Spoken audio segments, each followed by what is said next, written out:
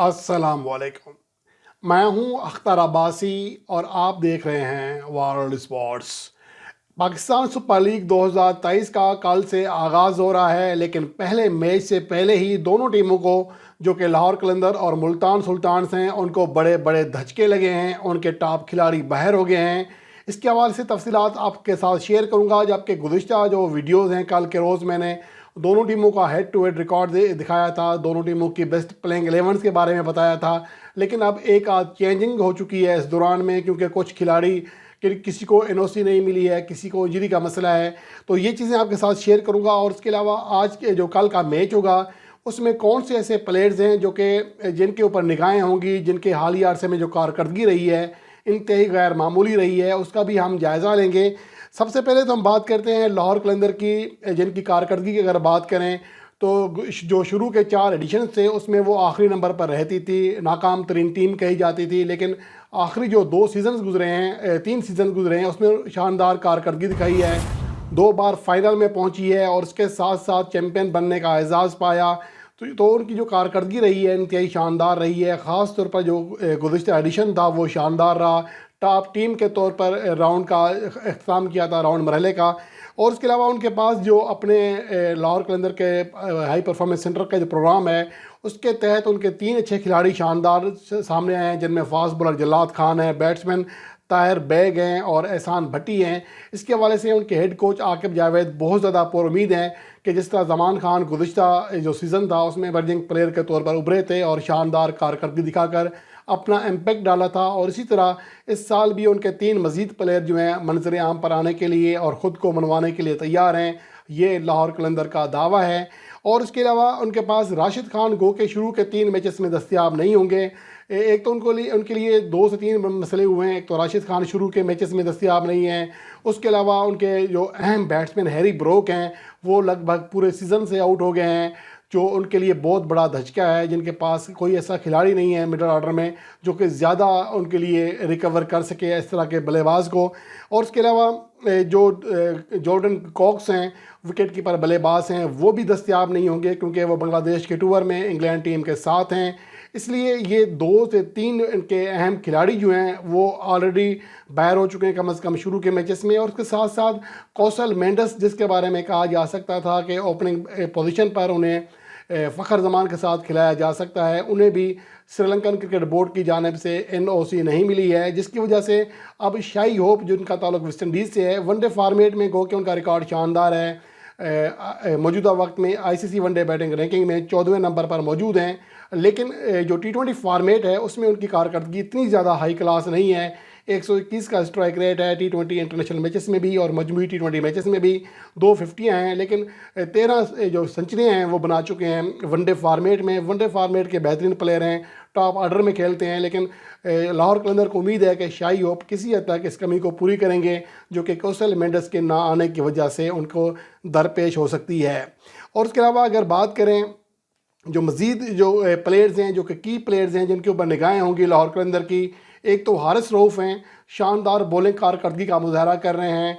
और इतलात ये हैं कि कल प्रैक्टिस सेशन के दौरान 156.5 किलोमीटर फ़ी घंटा की रफ्तार से गेंद फेंकी, जो कि लगभग बहुत ही उनके करियर की बेस्ट बॉलिंग स्पीड है। और उन पर निगाहें होंगी PSL 2023 में, जबकि शाहीन शाह अफरीदी जो कि रिकवर होकर वापस आए हैं, पूरे रिदम के साथ बॉलिंग करा रहे हैं, आखिरी 2-3 सीरीज़ पाकिस्तान के लिए नहीं खेल सके, उनके ऊपर भी निगाहें होंगी। उनकी बॉलिंग जो यूनिट है ख़ासा तगड़ा है।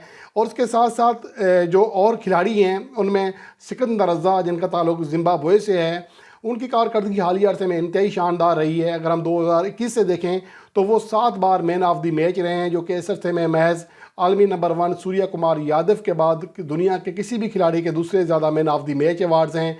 सिर्फ एक अवार्ड का फ़र्क है। तो इससे अंदाज़ा लगाया जा सकता है कि सिकंदर रज़ा का जो किरदार होगा लाहौर कलंदर के लिए PSL 2023 में वो कितना ज़्यादा अहम हो सकता है। अगर उनकी हम कारकर्दगी की बात करें, हालिया अरसे में बैट और बॉल दोनों से शानदार कारकर्दगी का मुजाहरा किया है। 6 50 समेत 954 रन बनाए हैं और 140 से ज़्यादा उनका स्ट्राइक रेट रहा। बैटिंग के एतबार से अगर बॉलिंग की बात करें तो वो 6.8 रन फ़ी ओवर के इकनॉमी रेट के साथ रन देते हुए इस अरसे में 39 विकेटें हासिल करने में कामयाब रहे। तो यूँ एक मुकम्मल पैकेज होंगे लाहौर कलंदर के लिए सिकंदर रज़ा, जिनकी कारकर्दगी पर बहुत ज़्यादा इन्हिसार करेगी। और अच्छी बात यह है कि लाहौर कलंदर के लिए कि सिकंदर रज़ा पूरे सीज़न के लिए लाहौर कलंदर को दस्तियाब हैं, जो कि उनके लिए प्लस पॉइंट है। इसके अलावा डेविड वैसे, जो इनका ताल्लुक वैसे तो नमीबिया से है, छोटी टीम से है, लेकिन एक अच्छे ऑलराउंडर हैं और हालिया अरसे में जो उनकी कारकर्दगी रही है या फिर आखिरी जो 2 सीज़न गुजरे हैं उसमें वो लाहौर कलंदर के लिए नुमाया कारकर्दगी दिखा चुके हैं। और हालिया अरसे में उनकी जो कारकर्दगी रही है 2022 में 160.80 के स्ट्राइक रेट के साथ बैटिंग कर रहे हैं, 558 रन बनाए हैं। 160 से ज़्यादा स्ट्राइक रेट कोई मामूली बात नहीं है, और वो भी एक लोअर ऑर्डर में अगर बैट्समैन इतनी अच्छी बैटिंग कारकर्दगी का मुजाहरा करता है तो ये किसी भी टीम के लिए प्लस पॉइंट हो सकता है। इसके साथ साथ वो इस अरसे में यानी 2022 से अब तक 7.88 के इकनॉमी रेट के साथ मजमूई तौर पर 36 विकेट हासिल करने में भी कामयाब रहे हैं। इसलिए उनका अंदाज़ा लगाया जा सकता है कि वो कितने ज़्यादा अच्छे बॉलर हैं।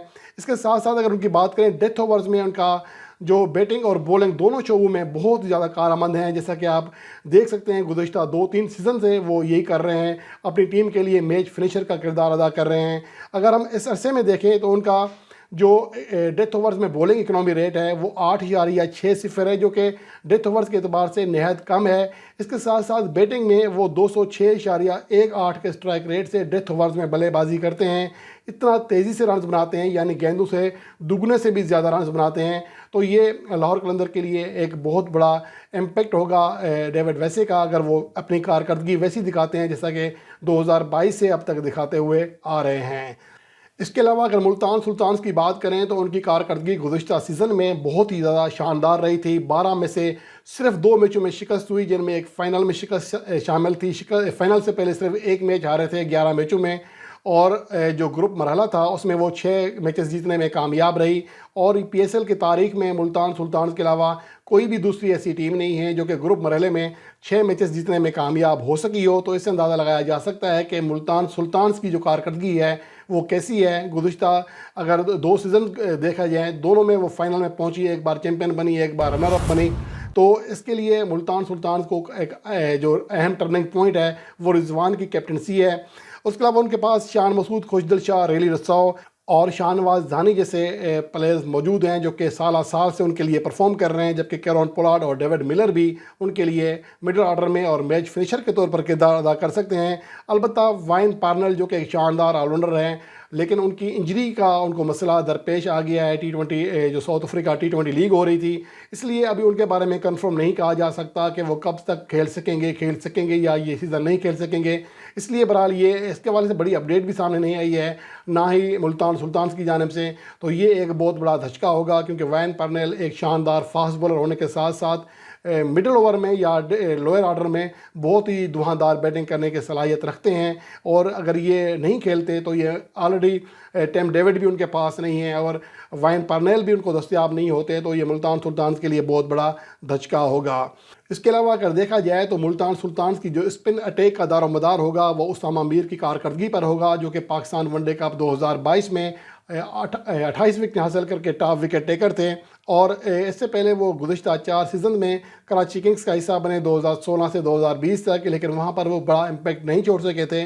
अब देखना ये है कि मुल्तान सुल्तान्स में जब दीगर जो बड़े स्पिनर्स हैं, इमरान ताहिर, उस्मान कादिर, शाहिद अफरीदी, ये उनके साथ नहीं हैं, तो वो उनके ऊपर बहुत ज़्यादा दारोमदार होगा, कैसी कारकर्दगी दिखाते हैं उन पर इन्हिसार करेगी। तो ये उनके लिए अहम चीज़ होगी। इसके अलावा मिलर की अगर बात करें, वो स्पिन बॉलर्स के खिलाफ बहुत ही शानदार कारकर्दगी दिखा रहे हैं। 2021 से अब तक वो 71.54 की एवरेज के साथ और 139 से ज़्यादा स्ट्राइक रेट के साथ स्पिनर्स के खिलाफ खेलते हैं, और ये मिडल ओवर्स में इंतहाई ख़तरनाक बल्लेबाज हैं। जोश लिटल हालिया अरसे में बहुत ज़्यादा किफ़ायती बॉलर साबित हुए हैं, ख़ासतौर पर जो हरीफ टीम के टॉप 6 ऑर्डर बैट्समैन होते हैं उनके खिलाफ अगर उनकी कारकर्दगी की बात करें तो 18.72 रन फ़ी विकेट उनकी एवरेज है, जो कि इस तरह में जिस बॉलर्स ने कम से कम 600 गेंदें कराई हैं टॉप ऑर्डर के बल्लेबाजों के खिलाफ, उनमें दूसरी बेहतरीन बॉलिंग कारकर्दगी है।